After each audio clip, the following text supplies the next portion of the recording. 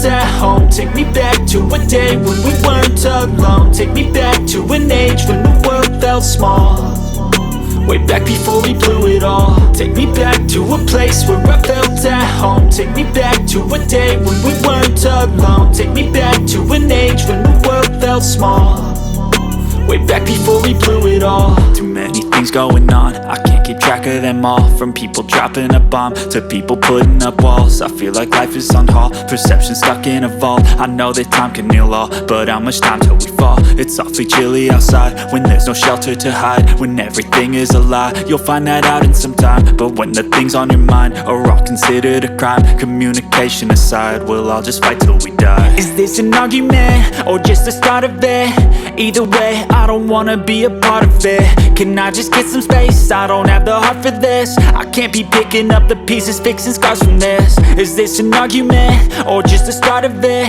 I wanna drive away so I can be so far from it.